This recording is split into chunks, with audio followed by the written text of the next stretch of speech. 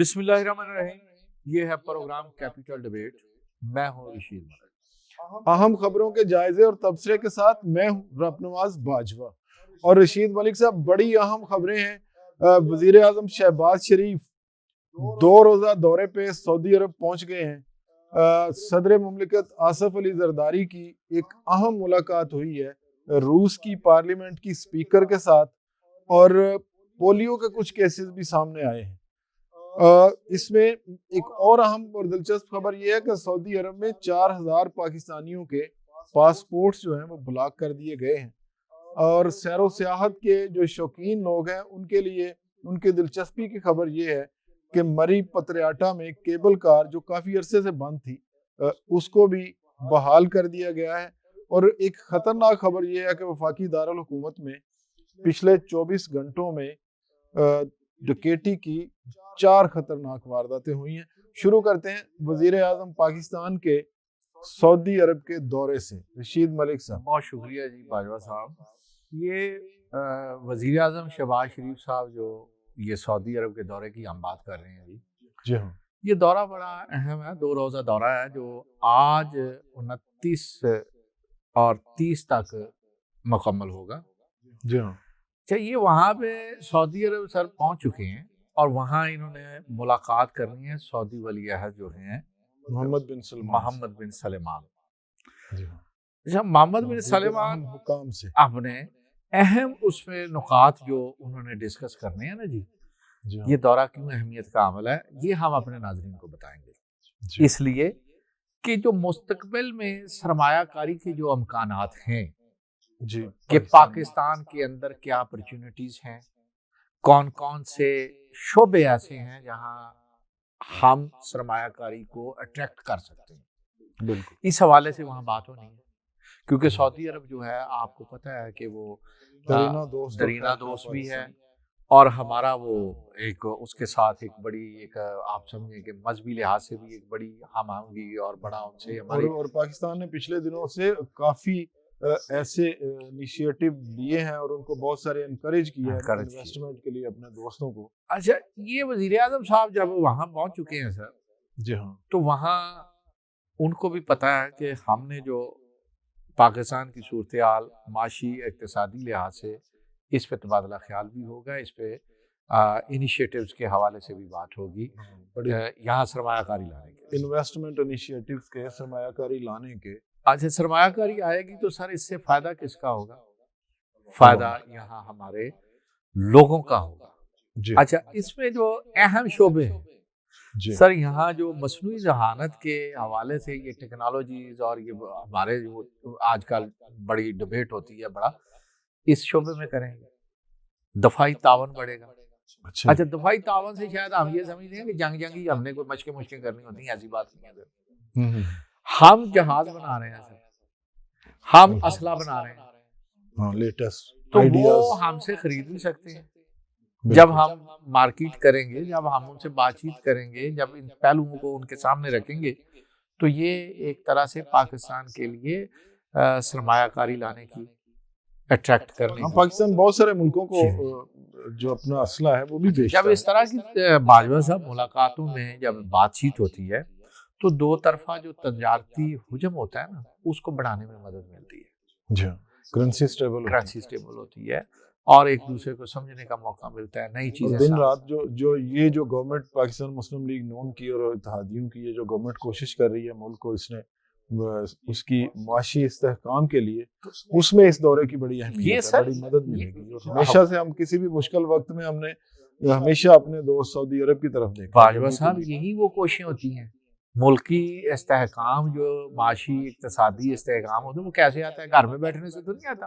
ایسے اور نہ لوگوں کو نہ ملائن کرنے میں، نہ لوگوں سے تعلقات بگاڑنے میں. میں کسی سیاسی حوالے پہ آپ کی توجہ لے جا رہا ہوں کہ نہ تو دن رات لوگوں کو ملائن کرنے سے آپ کوئی معاشی فوائد حاصل کرتے ہیں. میں اسی پہ بات کرنا چاہ رہا ہوں جو جس طرف آپ لے جانا چاہ رہے ہیں، تو میں اس پہ دیکھیے جی، یہاں تنقید ہوتی رہتی ہے، اور وہ لوگ جن کے پاس کوئی ویژن نہ ہو، جن کا کوئی باہر اندر، وہ ویسے تو دعوے کریں گے جی وہ ہمیں جی وہ بہت اچھا جانتے ہیں، سعودی عرب سے ہمارے تعلقات ہیں، برازیل ہم سے مشاورت کرتا ہے، اور برطانیہ میں ہمارا وہ ہیں معاملات، ہمیں بہت جانتے ہیں، امریکہ والے ہمیں لیکن پریکٹیکلی کیا کیا ہے وہ تو ہم نے دیکھا ہے پچھلے 4 سال جو حکومت گزری ہے سر.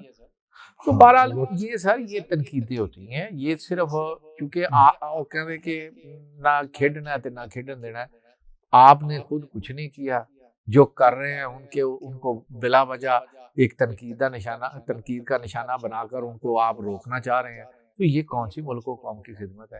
یہ غلط ہے. بڑی آپ کی ویلڈ بات ہے کہ اگر آپ ویسے ہی ہیرو ہیں نا تو وہ اور پرسپشن ہے آپ کا. اگر آپ بزنس میں آپ کی انڈرسٹینڈنگ ہے اور آپ بزنس کے معاملات اور معاشی معاملات کو ہینڈل کر سکتے ہیں تو وہ صلاحیت اس وقت جو ہے وہ میاں شہباز شریف صاحب سے زیادہ کسی کے پاس ہمارے اس ملک میں تو ہمیں نہیں نظر آتی کہ اتنی مہارت سے جس طرح سے انہوں نے بالکل صحیح ہے اپنی معاشی ٹیم کے ساتھ مل کے پاکستان کو مشکلات سے نکالا ہے اور اب ترقی کی منازل کی طرف لے کے جا رہے ہیں. اچھا یہ میں اس کے ساتھ ایک لائن اور آپ کو ایڈ کر دوں جی کہ وزیر اعظم صاحب صرف سعودی عرب نہیں جا رہے ہیں، یہ 2 روزہ دورہ مکمل کرنے کے بعد یہ قطر جائیں گے. اچھا جی. اور قطر میں سر ایک پاکستانی نمائش ہے، وہاں پہ بڑی اہم نمائش ہے. اچھا جی. اچھا اگین میں یہ کہوں گا سر کہ اس نمائش میں بھی یہ اپرچونٹیز ہیں کہ آپ یہاں کی چیزیں وہاں متعارف کرا رہے ہوتے ہیں، پروڈکٹس وہاں پہ ڈسپلے کریں. یہ تو بہت بڑا موقع ہوتا ہے ہمارے ایکسپورٹرز کے لیے. معاشی اقتصادی لحاظ سے سرگرمی ہے یہ. تو یہ پروگرام سننے والے جو بھی لوگ ایکسپورٹ سے تعلق رکھتے ہیں یہ یا ان سے متعلق ہیں تو وہ اس نمائش کے حوالے سے بھی اپنے آپ کو اپڈیٹ کر سکتے ہیں. تو یہ سر وہاں پہ یہ نمائش کا افتتاح کریں گے، لوگوں سے ملاقاتیں ہوں گی، وہاں کی بزنس کمیونٹی سے باتیں ہوں گی، وہ اور پاکستان کے جو ایک معاشی ترقی ہے اس کی طرف بہتری ہوگی. رشید ملک صاحب، صدر پاکستان کی ملاقات ہوئی ہے روسی پارلیمنٹ کی اسپیکر سے، جس میں انہوں نے برکس کی ممبرشپ کے لیے ان کا کردار جو ہے پاکستان کے کو برکس کا ممبر بنانے کے لیے روسی پارلیمنٹ کی اسپیکر کے کردار کے متعلق بات کی ہے کہ آپ کردار ادا کریں اور پاکستان کو ممبرشپ دلوائیں. اس پہ آپ باجوہ صاحب، روس ایک اکنامک اور اقتصادی لحاظ سے ایک طاقت ہے. ہاں، اس خطے کا ایک اہم ملک ہے، رقبے کے اعتبار سے بھی، آبادی بھی اس کی ٹھیک ہے، اور وہ بلا شرکت غیر ایک دور میں وہ دنیا کی سپر پاور کے طور پہ جانا گیا. بالکل. اچھا اس نے بڑی ترقی کی ہے. اچھا جی. ترقی یافتہ ملک میں، ممالک میں اس کو مطلب ایک نمایاں حیثیت حاصل ہے. اب سر انہوں نے کیا کیا ہے کہ اس میں جو اسپیکر صاحب سے ہمارے صدر آصف علی زرداری صدر مملکت کی ملاقات ہوئی ہے، انہوں نے اسپیکر پر زور دیا ہے ویلنٹینا موائنکو سے کہ آپ ہمیں برکس کی یہ جو ایک تنظیم ہے، یہ معاشی اقتصادی اس کے لیے ایک بڑی مؤثر تنظیم بنائی ہے انہوں نے، بالکل، تو اس کی رکنیت کے لیے آپ ہمیں تعاون دیں. زبردست. یہ تو بڑی مثبت بات ہے سر. ہم اس تنظیم کا رکن بنے.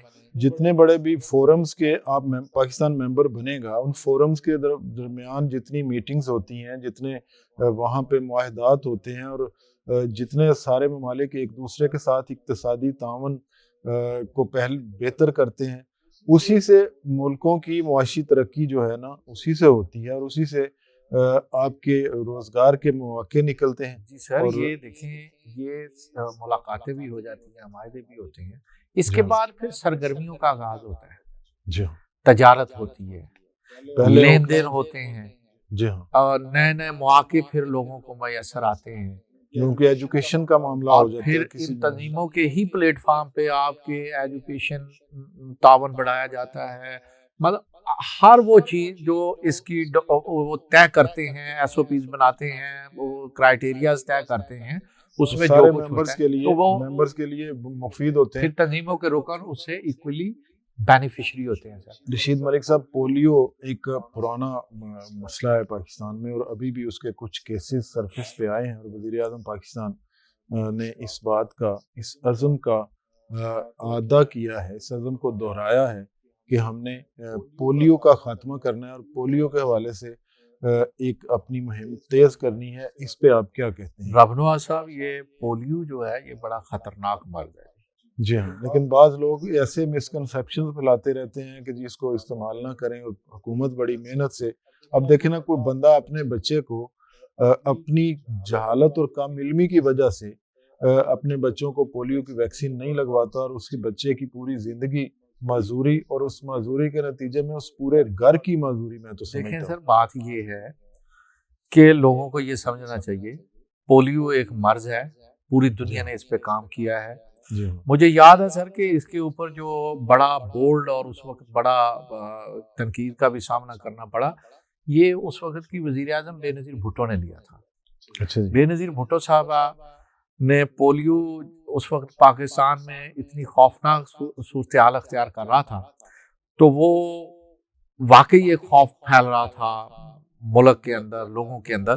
تو انہوں نے یہ عالمی جو تنظیمیں ہیں ان کو یہاں پہ بلایا، یہ مہم شروع کی اور عزم کیا کہ ہم پولیو فری پاکستان ایک قائم کریں گے.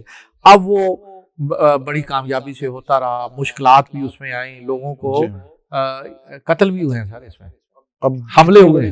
کتنی بڑی بدقسمتی. لوگوں کو ڈرایا گیا، لوگوں کو یہ کہا گیا کہ پولیو کا جس نے ویکسین لگوائی اس کی اولاد نہیں ہوگی، کسی کو کچھ کہا گیا، کسی کو کچھ کہا گیا. پتہ نہیں کون سے یہ لوگ ہیں اور یہ اس ملک کو کس طرف لے کے جانا چاہ رہے ہیں، اور کیوں یہ ایسی حرکتیں کرتے ہیں. باجوہ صاحب، بجائے ریسرچ کرنے یہ کے اتنی میں آپ کو بتاؤں جی کہ یہ جب پولیو کا کوئی مریض آپ دیکھتے ہیں، وہ بیچارہ صحیح طرح سے ایکٹ نہیں کر پاتا، اپنی سرگرمیاں انجام نہیں دے سکتا، وہ چل نہیں سکتا، اس کا جسم کا حصہ مفلوج ہو جاتا ہے اور وہ بیچارہ اپاہج زندگی گزارنے پہ مجبور ہوتا ہے. اور یہ اس لیے ہوتا ہے کہ جب آپ اس کے علاج کے لیے قطرے، ویکسین وغیرہ استعمال نہ کرنے دیں تو وہ اس کے جراثیم اثرات اپنے مرتب کرتے ہیں. تو میں یہ کہوں گا سر کہ اللہ کے لیے پاکستان کے لوگ اس بات کو سمجھیں. یہ وہ چند لوگ جو جان بوجھ کے لوگوں کو گمراہ کرتے ہیں، اللہ ان کو ہدایت دے، اور ہم سب کو چاہیے کہ اس پہ شعور بڑھانے کے لیے ہم کام کریں. اچھا جی، میں آپ کو اس میں آپ کی بات آگے جا رہی ہے، میں صرف ایک عرض کر دوں کہ وزیر اعظم صاحب اور صدر صاحب نے جی ہاں اس عزم کا ادا کیا ہے کہ ہم اس کو ایسے چھوڑ نہیں سکیں گے، ان اٹینڈڈ نہیں رہنا، ہم پوری فائٹ کریں گے اور پاکستان کو انشاءاللہ پولیو سے نجات دلائیں گے، پولیو فری پاکستان بنائیں گے. اور اس سلسلے میں جو ایک بڑی اچھی پیش رفت اسلام آباد میں ہوئی ہے سر، کہ ہماری ٹیمیں گئیں ایک نجی شاپنگ مال میں. اچھا جی. تو وہ ایک بیوقوف آدمی، وہ وہاں کا مینیجر جو اس بزنس سینٹر کا تھا، ان ٹیموں کو اس نے کام سے روکا. لیکن خوش آئند بات یہ ہے، جیسے یہ ہماری انتظامیہ کو، حکام کو پتہ چلا، فوری کاروائی. آج وہ مینیجر صاحب جو ہے نا جی گرفتار ہو چکے ہیں اور وہ بیہائنڈ دا بار ہے. ہونا بھی چاہیے ایسا کوئی بھی بندہ جو لوگوں کو بیماری کی طرف لے کے جاتا ہے اور صحت کی طرف نہیں آنے دے رہا، اس کے خلاف ایکشن ہونا چاہیے. مجھے خوشی سر اسی بات کی ہے کہ یہ وہ کام ہے جس کی وجہ سے یہ عزم جو وزیر اعظم نے اور صدر صاحب نے کیا، یہ انشاءاللہ کامیاب ہوگا. وقت کی جو ہے تنگی آپ کے سامنے ہی ہوتی ہے. ابھی اہم بات یہ ہے کہ سعودی عرب میں 4000 پاکستانیوں کے جو ہیں پاسپورٹ بلاک کر دیے گئے ہیں. یہ ایک ایسا ایشو ہے، اس پہ آپ کے کمنٹس چاہیے. باجوہ صاحب، یہ کوئی سنسنی والی بات نہیں ہے جی. اچھا جی. میں یہ سمجھتا ہوں کہ یہ پاکستانی حکام نے اگر یہ سٹیپ اٹھایا ہے تو بالکل ٹھیک ہے. سعودی حکام نے یہ اس کی نشاندہی کی، حکومت پاکستان نے ان کے پاسپورٹ بلاک کر دیے. اچھا، وجہ جاننا چاہتے ہوں گے لوگ؟ ویسے تو یہ خوف کی علامت ہے جی، 4000 بندہ بے روزگار. سر وہ بے روزگار 4000 میں پہلے بتا دوں کہ وہ ایک دن میں تو نہیں ہوتے. نہیں سر، نہیں، وہ ایک دن میں نہیں ہوتے.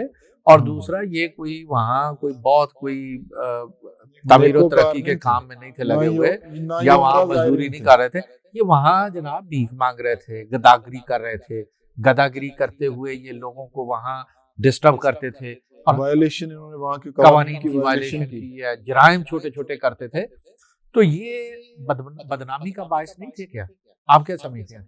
نہیں میرا تو خیال یہ ہے کہ جس بندے کا جتنی سزا اس کا حق بنتا ہے وہ اسے دینی چاہیے. تو سر اگر دیکھیں ایسا نا، بندہ یہ ایک تاثر پوری دنیا میں یہ دیں لوگ یہاں سے جا کے، سعودی عرب ہو، قطر ہو، پاکستان ایک دبئی ہو. کشادہ دل قوم ہے، اس کو آپ بیکاریوں میں آپ اس کا شمار کرائیں یا ایسے لوگ جو، میں تو ملک صاحب یہ بھی سمجھتا ہوں کہ ہمیں ہمارا مذہب بھی پروفیشنل گداگروں کو سخت سزا دینے کا قائل ہے، اور اس کو سخت ناپسند کرتا ہے، بالکل بجا فرمایا سر. ناپسند کرتا ہے. اور اللہ کے رسول نے اتنا زیادہ اپنے ساتھیوں کو کسی سے سوال کرنے سے اتنی زیادہ ان کی تربیت کی تھی کہ وہ مجھے اس میں علماء کہتے ہیں کہ اگر کسی کا اونٹنی سے چابک گر جاتا تھا تو وہ اونٹنی سے خود نیچے اتر کے چابک پکڑتا تھا، کسی سے سوال ساتھ کھڑے بندے سے سوال نہیں کرتا. تو سر یہ 4000 لوگوں کا جو ہوا ہے، مجھے تو خوشی ہوئی ہے جی.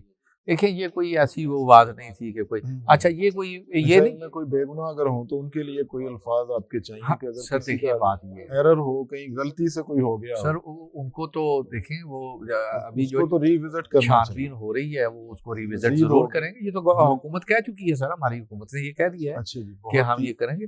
یہ سر یہ لوگ جو ہیں یہ ایک دفعہ یا 2 دفعہ نشاندہی نہیں، یہ کئی مہینوں سے، کئی سالوں سے ان کو انہوں نے جو ہے نا جی پن پوائنٹ کیا ہوا تھا. ویسے تو جی جنرلی جو پاکستانی دوسرے ملکوں میں جاتے ہیں ان کا بڑا ایک ہم نے اہم کردار دیکھا ہے دنیا بھر کے مختلف ممالک کی معیشتوں میں، اور بڑی عزت کماتے ہیں اور بڑا ڈسپلن میں رہتے ہیں. یہ بھی کہا جاتا ہے کہ پاکستانی ڈاکٹرز ہوں، پاکستانی انجینئرز ہوں، ورکرز ہوں، یہ دوسرے ملکوں میں بڑا پاکستان کے لیے نیک نامی کا باعث بھی ہے اور بہت ساری انکم کا بھی. لیکن جو چند گندے انڈے ہیں، آپ نے صحیح کہا کہ ان کو ان کے پاسپورٹ بھی حکومت پاکستان نے بلاک کیے ہیں، اور یہ پورا پروسیجر کو اڈاپٹ کیا ہے سر. ایکشن پاکستان کی طرف سے ان کے حوالے سے ایکشن لیا جانا بڑا ہی درست اقدام ہے. ابھی میں ایک اور اچھی خبر جو سیر و سیاحت کے آپ کی طرح کے شوقین لوگ ہیں ان کے لیے بڑی اچھی خبر ہے کہ مری پتریاٹا میں کیبل کار جو کچھ عرصہ پہلے سے بند تھی اس کو بحال کر دیا گیا ہے. کیا کہتے ہیں جی رب نواز صاحب، یہ سیاحت کے شوقین لوگ جو سیر و تفریح کے لیے جاتے ہیں ان کے لیے بلا شبہ یہ ایک اچھی خبر ہے.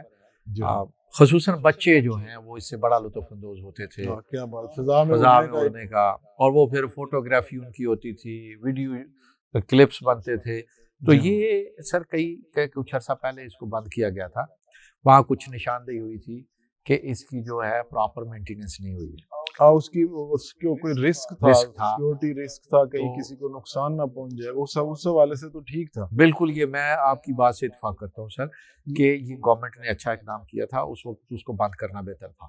بند کیا تاکہ کسی ایسے ناخوشگوار واقعے سے کیا جا سکے، اس کی بچا جا سکے، اور اس کی مناسب مرمت اور اس کی جو ہے مینٹیننس کو اپڈیٹ کر کے جو ہے وہ کیا جائے، اور وہ ہو گیا ہے انشاءاللہ تعالیٰ. ملک صاحب بہت ساری جگہیں ایسی ہیں جہاں پہ ہمیں یہ چیئر لفٹس، کیبل کارز، یہ سارا کچھ لگانا چاہیے.